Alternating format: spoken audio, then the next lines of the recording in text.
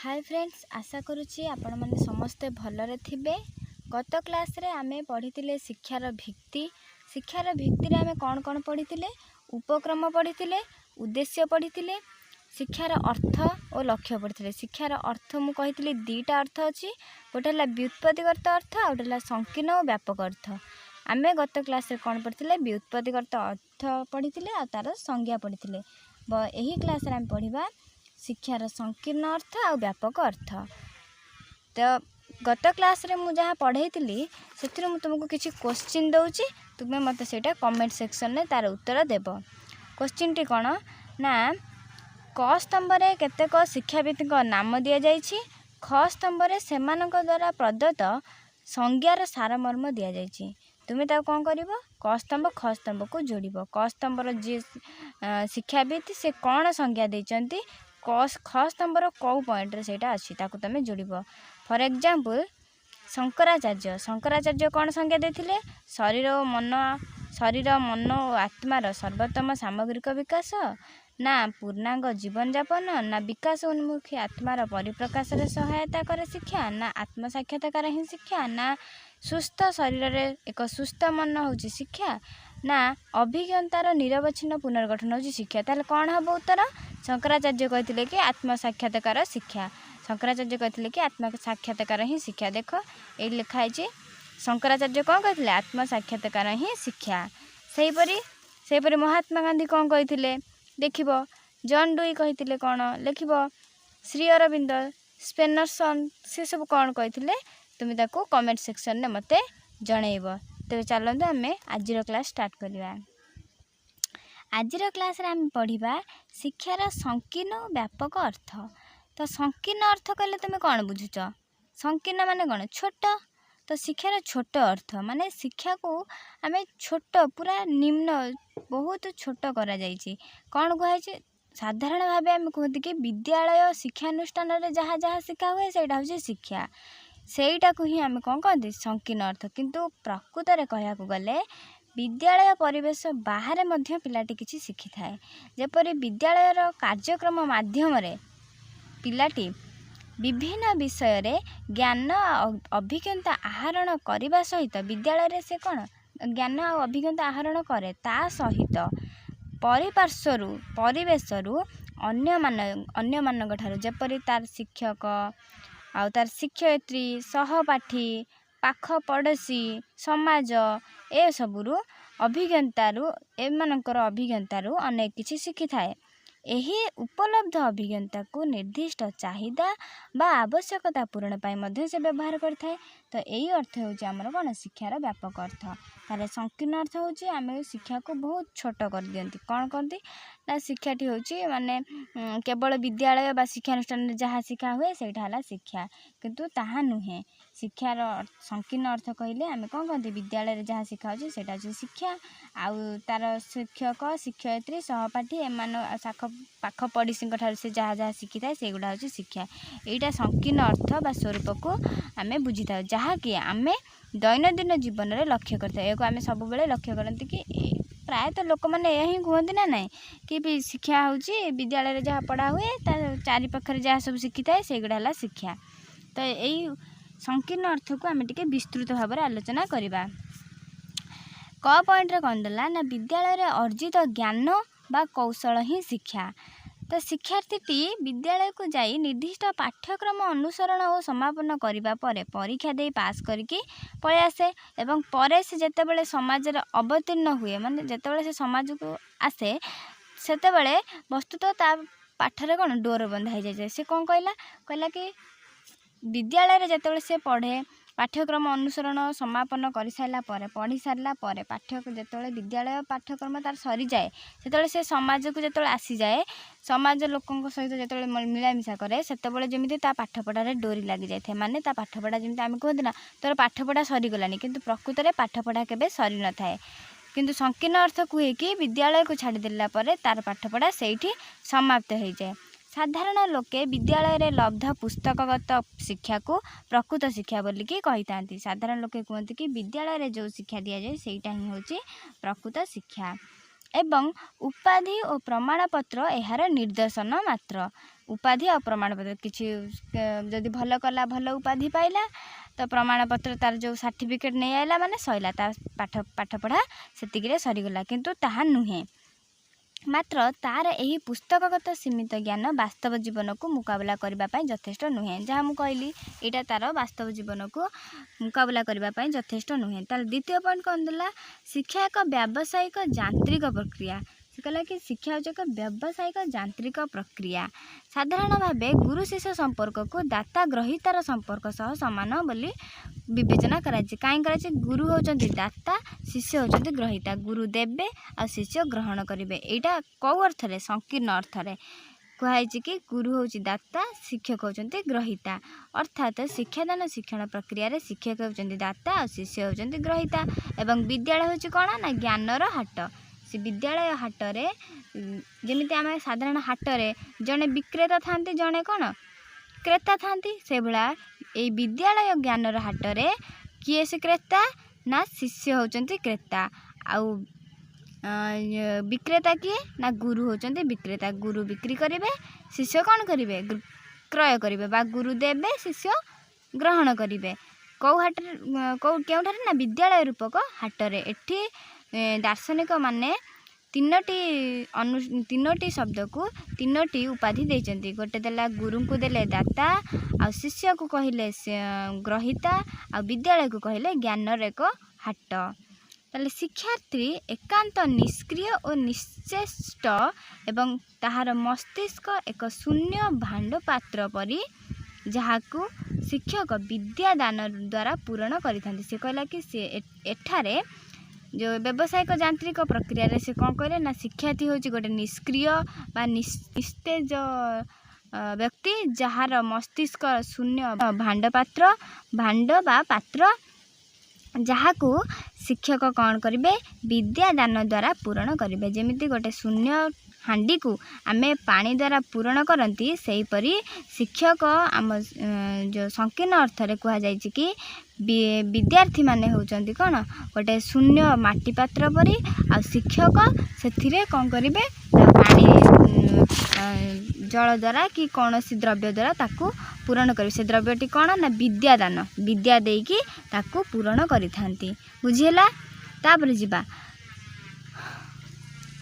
संपूर्ण निष्क्रिय भाव में विद्या ग्रहण करने छड़ा शिष्य बा शिक्षार्थीर अन्य किछि पंथा न थाए यही संकीर्ण अर्थ रे कौन है ना संकीर्ण अर्थ रे शिक्षार्थी पूरा निष्क्रिय भाव में शिक्षा ग्रहण करिथाए से सक्रिय भाव में ग्रहण करि न थाए पूरा निष्क्रिय भाव में ग्रहण करिथाए तेणु शिक्षा एक व्यावसायिक प्रक्रिया भाव में विवेचित होछि एठी निहाती व्यवसाय होछि हाटरे जड़े किणुची जड़े देउची तो व्यवसाय है ना नहीं तो ये शिक्षा को एक व्यावसायिक यांत्रिक प्रक्रिया बोलिकी कहुई संकीर्ण अर्थ रे कौन पाई ना शिक्षक होचंती दाता शिष्य होचंती ग्रहिता तो शिक्षक कौन करिए शिक्षार्थी निष्क्रिय भाव में थिला बेले शिक्षक तांको कौन विद्यादान द्वारा तांकर खाली शून्य भंडार को पूरण करिथांती एथिपाई शिक्षा एक व्यावसायिक यांत्रिक प्रक्रिया बोली कहुई तापरे शिक्षा पूर्णांग और गतिहीन आ गोटे ग पॉइंट कौन कहला ना शिक्षा हूँ पूर्णांग और गतिहीन अनेक विवेचना करती जे कौन ना शिक्षार विषय वस्तु ज्ञान कौशल बा दक्षता जहाँ हो पछके शिक्षा सर्वदा कौन पूर्णांग अतएव यह अपरिवर्तनीय और गतिहीन से कहला कि केतक कहते जे शिक्षा हूँ पूर्णांग किसी समय भितर सेटा सरी जाए तेणुक सेटा हूँ कौन अपरिवर्तनीय सेटा परिवर्तन हो पार नहीं जोटा कि गतिहीन सेटा गतिहीन माने जीवा गति अर्थ कौन जीवा आसिया करवा तो यहाँ गतिहीन एटा सब बेले पाई अपरिवर्तनीय नमनीय नुहे तापरे शिक्षकंकर एकमात्र काम हेउछि सही पूर्णांग विद्या को शिक्षार्थी को हस्तांतर करेंगे शिक्षक काम एटे कौन से शिक्षा विद्याटा हूँ पूर्णांग संकीर्ण अर्थ रे विद्या हूँ पूर्णांग आ शिक्षक कौन करे से पूर्णांग विद्या को शिक्षार्थी को हस्तांतर केवल करेंगे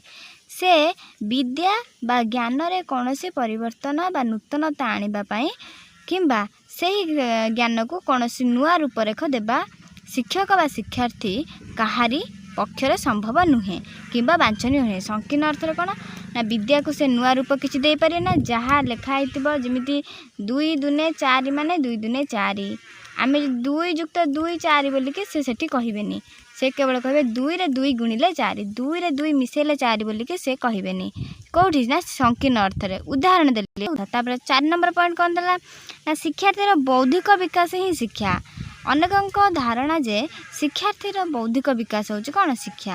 ସେମାନଙ୍କ ବିଚାରରେ ପ୍ରାପ୍ତ ବୟସ୍କଙ୍କର ଅପ୍ରାପ୍ତ ବୟସ୍କଙ୍କ ଉପରେ ବୌଦ୍ଧିକ ପ୍ରଭାବ ପ୍ରକ୍ରିୟା ହିଁ ଶିକ୍ଷାର ପ୍ରକୃତ ସ୍ୱରୂପ। ଏହି ଧାରଣାରେ ଶିକ୍ଷାର୍ଥୀର ବ୍ୟକ୍ତିତ୍ୱର ସର୍ବାଙ୍ଗୀନ ବିକାଶ ପରିବର୍ତ୍ତେ ଶିକ୍ଷା କେବଳ ଏକ ଦିଗ ବା ବୌଦ୍ଧିକର ବିକାଶ ସାଧନ କରିଥାଏ। ଏଇଟା କ'ଣ ସେ କହିଲେ କି କେବଳ ବୌଦ୍ଧିକ ବିକାଶ ହେଉଛି ଶିକ୍ଷା, ବୁଦ୍ଧିର ବିକାଶ ହେଲା ମାନେ ସେଟା ହେଲା ଶିକ୍ଷା। ତାର ସେ କହନ୍ତି କି ଅନେକ କୁହନ୍ତି ବୟସ୍କମାନଙ୍କ ଠାରୁ ଅପ୍ରାପ୍ତ ବୟସ୍କ ଲୋକ ମାନେ ଅପ୍ରାପ୍ତ ବୟସ୍କ ପିଲା ବୌଦ୍ଧିକ ପ୍ରଭାବ ପ୍ରକ୍ରିୟା ଦ୍ୱାରା ହିଁ ଯାହା ଶିଖିଥାଏ ସେଇଟା ହେଉଛି ଆମର ପ୍ରକୃତ ଶିକ୍ଷାର ସ୍ୱରୂପ। ତ ଏଇ ଧାରଣାରେ ଶିକ୍ଷାର୍ଥୀର ବ୍ୟକ୍ତିତ୍ୱର ସର୍ବାଙ୍ଗୀନ ବିକାଶ ପରିବର୍ତ୍ତେ ଶିକ୍ଷା କେବଳ ଗୋଟିଏ ଦିଗ ଯେଉଁଟାକି ବୌଦ୍ଧିକ ଦିଗର ବିକାଶ ଉପରେ, ଆମର ବର୍ତ୍ତମାନ ଶିକ୍ଷାରେ କ'ଣ ତାର ସର୍ବାଙ୍ଗୀନ ବିକାଶ ଉପରେ ଗୁରୁତ୍ୱ ଦିଆହେଉଛି। କିନ୍ତୁ ସଂକୀର୍ଣ୍ଣ ଅର୍ଥରେ ସେଇଟା କ'ଣ ହେଉଥିଲା ନା କେବଳ ତାର ବୌଦ୍ଧିକ ବିକାଶ, ସେ ବିଷୟଗତ ବିକାଶ ଉପରେ ବେଶୀ ଗୁରୁତ୍ୱ ଦିଆଯାଉଥିଲା, ତାର କଗ୍ନିଟିଭ୍ ଡେଭଲପମେଣ୍ଟ ଉପରେ ଗୁରୁତ୍ୱ ଦିଆଯାଉନଥିଲା। ତ ଶିକ୍ଷାର୍ଥୀର ନିଜସ୍ୱ ଆଗ୍ରହ, ଆବେଗ, ସାମର୍ଥ୍ୟ ଆଦି ଅବୌଦ୍ଧିକ ଦିଗ ଉପରେ କୌଣସି ଗୁରୁତ୍ୱ ଦିଆଯାଉନି। ତାର ଆବେଗ, ତାର ଆଗ୍ରହ, ତାର ପଢ଼ିବା ପାଇଁ ଯଦି ଆଗ୍ରହ ନଥିବ, ଆମ ବର୍ତ୍ତମାନ ଶିକ୍ଷାରେ କ'ଣ ହେଉଛି ଶିକ୍ଷାର୍ଥୀକୁ ନେଇକି ପାଠ ପଢ଼ାଯାଉଛି। ଶିକ୍ଷାର୍ଥୀ ଯଦି ପଢ଼ିବାକୁ ଆଗ୍ରହ ନାହିଁ ତ ତାକୁ ସେଇ ଟାଇମ୍ରେ ଆମେ ବିଷୟଗତ ପାଠ ନ ପଢ଼େଇକି ଖେଳ ମାଧ୍ୟମରେ ପଢ଼ାଉଛନ୍ତି। କିନ୍ତୁ ପୂର୍ବ ଶିକ୍ଷଣରେ କ'ଣ ହେଉଥିଲା ସଂକୀର୍ଣ୍ଣ ଅର୍ଥରେ ତାର ଆବେଗକୁ ଦେଖାଯାଉନଥିଲା, ତାର ଆଗ୍ରହ, ସାମର୍ଥ୍ୟ, ସେ କେତେ ପଢ଼ିପାରିବ, ତା ଯୋଗ୍ୟତା ତା କିଛି ଦେଖାଯାଉନଥିଲା, କେବଳ ତାର ବୌଦ୍ଧିକ। ତାର ପ୍ରଥମରେ ଏତିକି କୋର୍ସ ସାରିବାର ଅଛି ମାନେ ଆମେ ସାରିବୁ, ତ ସିଏ ସେତିକି ତାର ନଲେଜ ଥାଉ ନଥାଉ, ତାର ସାମର୍ଥ୍ୟ ଥାଉ ନଥାଉ, ଆମର ପ୍ରଥମରେ ଏତିକି ସାରିବାର ଅଛି ମାନେ ସାରିବୁ। ଏଇଟା ଥିଲା କ'ଣ ସଂକୀର୍ଣ୍ଣ ଅର୍ଥ। ସୁତରାଂ ଏ ପ୍ରକାର ଧାରଣା ଶିକ୍ଷାର୍ଥୀର ସଂକୀର୍ଣ୍ଣ ଅର୍ଥକୁ ସୂଚିତ କରେ। 5 ନମ୍ବର ପଏଣ୍ଟ କହିଲା ଶିକ୍ଷାର ଲକ୍ଷ୍ୟ ସୀମାବଦ୍ଧ। ଶିକ୍ଷାର ଲକ୍ଷ୍ୟ କ'ଣ ସୀମାବଦ୍ଧ, ଗୋଟେ ସୀମିତ ଥିଲା। ଶିକ୍ଷାର ସଂକୀର୍ଣ୍ଣ ଅର୍ଥରୁ ଅନେକ ଶିକ୍ଷାବିତ୍ ଭିନ୍ନ ଭିନ୍ନ ସୀମାବଦ୍ଧ ଲକ୍ଷ୍ୟ ଯାହାର କର୍ମବର୍ଦ୍ଧନତା ନାହିଁ। ସୀମାବଦ୍ଧର ଅର୍ଥ କ'ଣ କର୍ମବର୍ଦ୍ଧନତା ଯାହାର ନାହିଁ ତାହା ପରିକଳ୍ପନା କରିଛନ୍ତି ଅନେକ ଶିକ୍ଷାବିତ୍। ଯେପରି ଶିକ୍ଷାର ଲକ୍ଷ୍ୟ ହେଉଛି ପୂର୍ବପୁରୁଷଙ୍କ ସଂସ୍କୃତି ସହ ପରିଚିତ ହେବା, ବୃତ୍ତି ନିର୍ବାହର ଯୋଗ୍ୟତା ହାସଲ କରିବା, ଉତ୍ତମ ଚରିତ୍ର ଗଠନ କରିବା, ସୁନାଗରିକ ହେବା, ଭବିଷ୍ୟତ ପାଇଁ ପ୍ରସ୍ତୁତ ହେବା। ତାହେଲେ ସଂକୀର୍ଣ୍ଣ ଅର୍ଥରେ ଶିକ୍ଷାର ଲକ୍ଷ୍ୟ କ'ଣ ଥିଲା ନା ପୂର୍ବପୁରୁଷଙ୍କ ସଂସ୍କୃତି ସହ ପରିଚିତ ହେବା। ପୂର୍ବପୁରୁଷ ଆମର ସଂସ୍କୃତି ଯେମିତିକି ଆମର ବିଭିନ୍ନ ପ୍ରକାର ସଂସ୍କୃତି, ରଥଯାତ୍ରା ହେଲା ଆଉ ଦୀପାବଳି ହେଲା, ଏସବୁରେ କ'ଣ କ'ଣ ସବୁ କାମ କରାଯିବା କଥା ସେସବୁର ସହିତ ପରିଚିତ ହେବା। ଆଉ ବୃତ୍ତି ନିର୍ବାହର ଯୋଗ୍ୟତା ହାସଲ କରିବା, କେମିତି କ'ଣ ଆମେ ନିଜର ବୃତ୍ତି ନିର୍ବାହ କରିପାରିବା ସେର ଯୋଗ୍ୟତା ହାସଲ କରିବା, ଉତ୍ତମ ଚରିତ୍ର ଗଠନ କରିପାରିବା, ସୁନାଗରିକ ହେବା, ଭବିଷ୍ୟତ ପାଇଁ ପ୍ରସ୍ତୁତ ହେବା। ଏଗୁଡ଼ା ସବୁ ଥିଲା କ'ଣ ସଂକୀର୍ଣ୍ଣ ଅର୍ଥରେ ଶିକ୍ଷାର ଲକ୍ଷ୍ୟ। ଏହି ପ୍ରତ୍ୟେକ ଲକ୍ଷ୍ୟ ଏକାନ୍ତ ସୀମାବଦ୍ଧ ଏବଂ ଶିକ୍ଷାର ବ୍ୟାପକତାର ସୂଚନା ଦିଏ ନାହିଁ। ଶିକ୍ଷାର ବ୍ୟାପକତାକୁ ଏହା ସୂଚନା ଦିଏ ନାହିଁ। ଏଇଟା ହେଉଛି ସଂକୀର୍ଣ୍ଣ ଅର୍ଥରେ ଏଇଟା କ'ଣ ସୀମାବଦ୍ଧ, ଏତିକି ହିଁ ସେ ଶିଖିବ, ଆଉ ବେଶୀ କିଛି ଶିଖିବନି। ଏତିକି କ'ଣ କ'ଣ ନା ପୂର୍ବପୁରୁଷଙ୍କ ସଂସ୍କୃତି ସହିତ ପରିଚିତ ହେବ, ଆଉ କ'ଣ ନା ଯୋଗ୍ୟତା ହାସଲ କରିବ କ'ଣ ପାଇଁ ବୃତ୍ତି ନିର୍ବାହ ପାଇଁ, ନିଜେ ବଞ୍ଚିବା ପାଇଁ, ଆଉ ଉତ୍ତମ ଚରିତ୍ର ଗଠନ କରିବ, ସୁନାଗରିକ ହେବ, ଭବିଷ୍ୟତ ପାଇଁ ପ୍ରସ୍ତୁତ ହେବ। ବାସ୍ ଏତିକି ଥିଲା ତାର ଲକ୍ଷ୍ୟ। 6 ନମ୍ବର ପଏଣ୍ଟ କହିଲା ଶିକ୍ଷାର ଅର୍ଥ ସିଦ୍ଧାନ୍ତ ବୋଧନ। ସିଦ୍ଧାନ୍ତ ବୋଧନ ବୁଝିହେଉଛି କ'ଣ କହିଲା ନା ଏକଛତ୍ରବାଦରେ ବିଶ୍ୱାସ ରଖୁଥିବା ଦାର୍ଶନିକ ଯେଉଁମାନେ ସବୁ ଏକଛତ୍ରବାଦକୁ ବିଶ୍ୱାସ କରନ୍ତି, କେବଳ ଜଣକୁ ହିଁ ସେ ବିଶ୍ୱାସ କରନ୍ତି। ସେ ଭୁଲ କଲେ ଠିକ୍ କଲେ, ସେ ଭୁଲ କଲେ ବି ତାଙ୍କ ପାଇଁ ଠିକ୍, ସେ ଠିକ୍ କଲେ ବି ତାଙ୍କ ପାଇଁ ଠିକ୍, ସେ ରକମ ଲୋକ ଯେଉଁମାନେ ସେ ଦାର୍ଶନିକ ବା ଶିକ୍ଷାବିତ୍ ମାନେ ବ୍ୟକ୍ତିର ସ୍ୱାଧୀନ ମତ ପ୍ରକାଶ କରିବାର ଦାବିକୁ ସ୍ୱୀକାର କରନ୍ତି ନାହିଁ। ବ୍ୟକ୍ତିଟି କ'ଣ କହୁଛି କ'ଣ ନାହିଁ ତାକୁ କିନ୍ତୁ ସେ ବୁଝନ୍ତି ନାହିଁ, ନିଜେ ଯାହା କହୁଛନ୍ତି ସେଇଟା ହେଉଛି ଠିକ୍। ତ ସେଇଭଳିଆ ଲୋକମାନେ କ'ଣ ମତ ଦିଅନ୍ତି ନା ରାଷ୍ଟ୍ରାନୁମୋଦିତ ସିଦ୍ଧାନ୍ତ ପ୍ରତ୍ୟେକ ନାଗରିକ ବିନା ଯୁକ୍ତିରେ ଓ ବିନା ଦ୍ୱିଧାରେ ଗ୍ରହଣ କରିବାକୁ ବାଧ୍ୟ। ସେ କୁହନ୍ତି କି ରାଷ୍ଟ୍ର ଯାହା କହୁଛି ତାକୁ ଆମେ ବିନା ଯୁକ୍ତିରେ ଆଉ ବିନା ଦ୍ୱିଧାରେ କିଛି ସନ୍ଦେହ ନ ରଖିକି ବିନା ଦ୍ୱିଧାରେ ଗ୍ରହଣ କରିବାକୁ ବାଧ୍ୟ। ଏମାନେ ସବୁ କେଉଁମାନେ କୁହନ୍ତି ନା ଏକଛତ୍ରବାଦକୁ ବିଶ୍ୱାସ କରୁଥିବା ଦାର୍ଶନିକ ବା ଶିକ୍ଷାବିତ୍ ମାନେ। ତେଣୁ ସେମାନେ ଶିକ୍ଷାକୁ ସିଦ୍ଧାନ୍ତ ବୋଧ ବୋଲି ମନେ କରନ୍ତି। ସେମାନେ କୁହନ୍ତି ଶିକ୍ଷା ହେଉଛି ସିଦ୍ଧାନ୍ତ ବୋଧ, ଯାହା ରାଷ୍ଟ୍ର ସିଦ୍ଧାନ୍ତ ନେଲା ସେଇଟା ହେଉଛି ଠିକ୍। ତ ଆମେ ତାକୁ ବିନା ଯୁକ୍ତିରେ ବିନା ଦ୍ୱିଧାରେ ଗ୍ରହଣ କରିବା ଉଚିତ। ଏଗୁଡ଼ା ସବୁ ଶିକ୍ଷାର ସିଦ୍ଧାନ୍ତ ବୋଧନ ବୋଲିକି ସେ ମନେ କରନ୍ତି। ସେମାନଙ୍କ ବିଚାରରେ କେତେକ ନୀତି ଆଦର୍ଶ ବା ସିଦ୍ଧାନ୍ତକୁ ସମସ୍ତେ ଶିକ୍ଷା କହିବା ଆବଶ୍ୟକ। ସେ କୁହନ୍ତି ଯାହା ଶିକ୍ଷା ରିଲେଟେଡ଼ ଯାହା ନୀତି ଦିଆହେଲା, ସରକାର ଯାହା ଦେଲା ସେଇଟା ହିଁ ହେଉଛି ଶିକ୍ଷା ପାଇଁ ନୀତି। ତ ଆଉ କିଛି ତାର ନୂଆ ଆମେ ଆଡ଼୍ କରିବାନି। ଆମେ ତାକୁ ବିନା ଯୁକ୍ତିରେ ବିନା ଦ୍ୱିଧାରେ ଗ୍ରହଣ କରିବା, ବିନା ସନ୍ଦେହରେ ତାକୁ କ'ଣ କରିବା ଆମେ ଗ୍ରହଣ କରିନେବାଟା ଭଲ, ସେ କଥା କୁହନ୍ତି। ଆଧୁନିକ ସାମ୍ୟବାଦ ଓ ଫାସିଷ୍ଟବାଦ ଏକଛତ୍ରବାଦ ଆଦର୍ଶରେ ବିଶ୍ୱାସ କରୁଥିବାରୁ ଏଥିରେ ଶିକ୍ଷାର ସଂକୀର୍ଣ୍ଣତା ସିଦ୍ଧାନ୍ତ ବୋଧନରେ ପ୍ରତିବିମ୍ବିତ ହୁଏ। କିଏ କିଏ ବିଶ୍ୱାସ କରୁଥିଲେ? ଆଧୁନିକ ସାମ୍ୟବାଦ ଓ ଫାସିଷ୍ଟବାଦ ଆଉ ସାମ୍ୟବାଦ ଏ ଦୁଇ ଜଣ ଏକଛତ୍ରବାଦ ଆଦର୍ଶରେ ବହୁତ ବିଶ୍ୱାସ କରନ୍ତି। ସେ କୁହନ୍ତି କି ଶିକ୍ଷାର ସଂକୀର୍ଣ୍ଣତା ସିଦ୍ଧାନ୍ତ ବୋଧନରେ ପ୍ରତିବିମ୍ବିତ ହୁଏ ବୋଲିକି ଦୁଇ ଜଣ ଦାର୍ଶନିକ କିଏ ନା ସାମ୍ୟବାଦ ଆଉ ଫାସିଷ୍ଟବାଦ। ଏକଛତ୍ରବାଦରେ ଏହି ସିଦ୍ଧାନ୍ତ ବୋଧନ ଏକଛତ୍ରବାଦୀ ମାନେ ଏହି ସିଦ୍ଧାନ୍ତ ବୋଧନକୁ ଯେତେବେଳେ ଏକ ଅସ୍ତ୍ର ଭାବରେ ପ୍ରୟୋଗ କରନ୍ତି ସେତେବେଳେ ଶିକ୍ଷାର୍ଥୀର ଅନୁସନ୍ଧିତ୍ସା ଆଗ୍ରହ ବିବେକ ସ୍ୱାଧୀନ ଚିନ୍ତା ଯୌକ୍ତିକ ବିଚାର ପ୍ରଭୃତିର ସଂହାର ହୋଇଥାଏ। ସେ କହିଲା କି ଯେତେବେଳେ ଏକଛତ୍ରବାଦ ମାନେ ଏହି ସିଦ୍ଧାନ୍ତକୁ କ'ଣ କରନ୍ତି? ବୋଧନ କରନ୍ତି।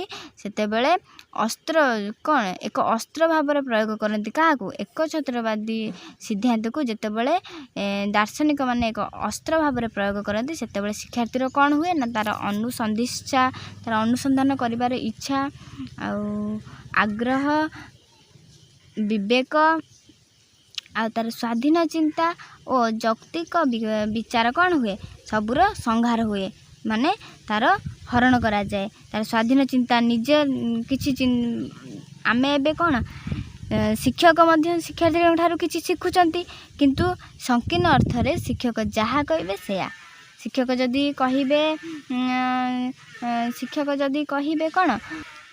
ଶିକ୍ଷକ ଯଦି କହିବେ ଆମର ସୂର୍ଯ୍ୟ ପଶ୍ଚିମ ଦିଗରେ ଉଦୟ ହୁଅନ୍ତି, ତ ପିଲା କହିବେ ହଁ ସୂର୍ଯ୍ୟ ପଶ୍ଚିମ ଦିଗରେ ଉଦୟ ହୁଅନ୍ତି। କେବେ ବି କହିବେନି କି ସୂର୍ଯ୍ୟ ପୂର୍ବ ଦିଗରେ ଉଦୟ ହୁଅନ୍ତି। ଯଦି ବି ସେ ଦେଖିଥିବେ ସୂର୍ଯ୍ୟ ପୂର୍ବ ଦିଗରେ ଉଦୟ ହୁଅନ୍ତି, କିନ୍ତୁ ସେ କ'ଣ କହିବେ? ସୂର୍ଯ୍ୟ ପଶ୍ଚିମ ଦିଗରେ ଉଦୟ ହୁଅନ୍ତି। କାହିଁକି ନା ଆମ ଶିକ୍ଷକ କହିଛନ୍ତି ବା ସୂର୍ଯ୍ୟ ପଶ୍ଚିମ ଦିଗରେ ଉଦୟ ହୁଅନ୍ତି। ସେ ଦେଖୁଥିବେ କି ସୂର୍ଯ୍ୟ ପୂର୍ବ ଦିଗରେ ଉଦୟ ହୁଅନ୍ତି, କିନ୍ତୁ କହୁଥିବେ କ'ଣ? ସୂର୍ଯ୍ୟ ପଶ୍ଚିମ ଦିଗରେ ଉଦୟ ହୁଅନ୍ତି। ତ ଏଇଟା ହେଲା ତାଙ୍କର ଯୌକ୍ତିକ ବିଚାରର କ'ଣ ହେଲା? ସଂହାର ହେଲା। ତ ତାଙ୍କର ବିବେକ ସ୍ୱାଧୀନ ଚିନ୍ତା, ତାଙ୍କର କିଛି ନିଜସ୍ୱ ଚିନ୍ତା ସେ କରିବେନି, ଶିକ୍ଷକ ଯାହା କହିବେ ସେୟା। ଏଇଟା ହେଲା ଏକଛତ୍ରବାଦ ଶିକ୍ଷାର୍ଥୀମାନେ। ଏକଛତ୍ରବାଦ ଦାର୍ଶନିକ ମାନେ ଯଦି କ'ଣ କରିବେ? ଦାର୍ଶନିକ ମାନେ ଯଦି ଏକଛତ୍ରବାଦୀକୁ ଏକ ଅସ୍ତ୍ର ଭାବରେ ପ୍ରଚାର କରନ୍ତି ତାହେଲେ ଶିକ୍ଷାର୍ଥୀଙ୍କ ଅବସ୍ଥା ଏହା ହେବ। ତ ଏହି ସିଦ୍ଧାନ୍ତ ସମ୍ପୂର୍ଣ୍ଣ ଅଯୌକ୍ତିକ ଏବଂ ଏହାର ପ୍ରୟୋଗ ଏକାନ୍ତ ମାରାତ୍ମକ। ଏଇଟା ବହୁତ ଖତରନାକ ପ୍ରୟୋଗ ନା କ'ଣ? ସତ କଥା ନା ନାହିଁ? ଏହାଦ୍ୱାରା ଶିକ୍ଷାର୍ଥୀ ପ୍ରକୃତ ଶିକ୍ଷାରୁ ବଞ୍ଚିତ ହୁଏ। ନିହାତି ପ୍ରକୃତ ଶିକ୍ଷାରୁ ସେ କ'ଣ ହେବ? ବଞ୍ଚିତ ହେବ। ତ ଆମେ ଏବେ କ'ଣ ପଢ଼ିଲେ? ଶିକ୍ଷାର ସଂକୀର୍ଣ୍ଣ ଅର୍ଥ। ସଂକୀର୍ଣ୍ଣ ଅର୍ଥ ଆମେ କ'ଣ ପଢ଼ିଲେ? ପ୍ରଥମେ ଆମେ ପଢ଼ିଲେ ଶିକ୍ଷାର ସାଧାରଣତଃ ଶିକ୍ଷା ଆମେ ସଂକୀର୍ଣ୍ଣ ଅର୍ଥ କ'ଣ କୁହନ୍ତି ନା ବିଦ୍ୟାଳୟରେ ଯାହା ଶିକ୍ଷା ହେଉଛି ସେଇଟା ହେଲା ତାର ଶିକ୍ଷା, ସେଇଟା ହେଲା ତାର ସଂକୀର୍ଣ୍ଣ ଅର୍ଥରେ। ତ ତାର ଆମେ କେତେଟା ପଏଣ୍ଟ ପଢ଼ିଲେ? 6ଟା ପଏଣ୍ଟ ପଢ଼ିଲେ। କ'ଣ ନା ବିଦ୍ୟାଳୟରେ ଅର୍ଜିତ ଜ୍ଞାନ ବା କୌଶଳ ହିଁ ଶିକ୍ଷା। ଯାହା ବିଦ୍ୟାଳୟରେ ଅର୍ଜନ କରାଯାଉଛି ସେଇଟା ହେଉଛି ଶିକ୍ଷା। ତାପରେ କ'ଣ ପଢ଼ିଲେ ନା ବିଦ୍ୟାଳୟ ଏକ ବ୍ୟାବସାୟିକ ଯାନ୍ତ୍ରିକ ପ୍ରକ୍ରିୟା। ବିଦ୍ୟାଳୟ ହେଉଛି ଗୋଟେ ବ୍ୟବସାୟ ଯାନ୍ତ୍ରିକ ପ୍ରକ୍ରିୟା, ଯେତେବେଳେ କି ଶିକ୍ଷା ହେଉଛି ଏକ ବ୍ୟବସାୟିକ ଯାନ୍ତ୍ରିକ ପ୍ରକ୍ରିୟା, ଯେଉଁଠାରେ କି ବିଦ୍ୟାଳୟ ହେଉଛି ଗୋଟେ ଜ୍ଞାନର ହାଟ ଆଉ ଶିକ୍ଷକ ହେଉଛନ୍ତି ଦାତା, ଶିକ୍ଷାର୍ଥୀ ହେଉଛନ୍ତି ଗ୍ରହୀତା। ତାପରେ କ'ଣ ପଢ଼ିଲେ ନା ଶିକ୍ଷା ପୂର୍ଣ୍ଣାଙ୍ଗ ଗତିହୀନ। ଶିକ୍ଷକ ହେଉଛି ପୂର୍ଣ୍ଣାଙ୍ଗ ଆଉ ଗତିହୀନ। ଶିକ୍ଷକ କ'ଣ କିଛି ସମୟ ମଧ୍ୟରେ ଶେଷ ହୋଇଯାଇଥାଏ। किसी निर्दिष्ट तार समय सीमा थाए सेटा हूँ पूर्णांग आ कौन गतिहीन जोटा कि अपरिवर्तनीय आ गतिहीन।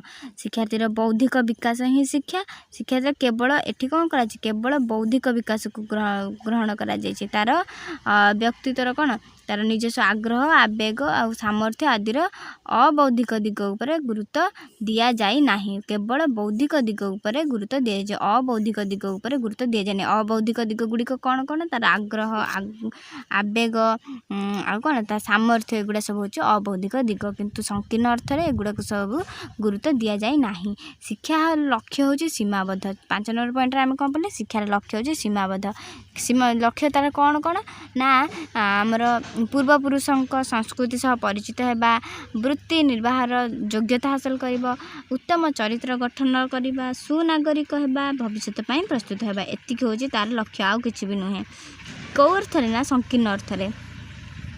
तापरे शिक्षार अर्थ सिद्धांतबोधन केतक दार्शनिक कौन करते कहते कि एक छत्रवाद को जो मैंने विश्वास करते से माने कहते कि आम कौन राष्ट्र जहाँ सिद्धांत नब सेटा को आम बिना युक्ति रे बिना द्विधारे ग्रहण करवा उचित आम कौन सी कौन युक्ति दबा नहीं निजर विवेक स्वाधीन चिंता जौतिक विचार प्रभृतिर संहार होता है जितेबाला कौन हुए ना एक छत्रवादी माने यही सिद्धांत बोधन को निजर अस्त्र भाव में प्रयोग करते से कौन हुए शिक्षार्थीर अनुसंधित्सा आग्रह विवेक स्वाधीन चिंता जौतिक विचार ए सबूर संहार हुए। तो ये आमर संकीर्ण अर्थ सरिला तो नेक्स्ट क्लास रे आमे व्यापक अर्थ पढ़िबा।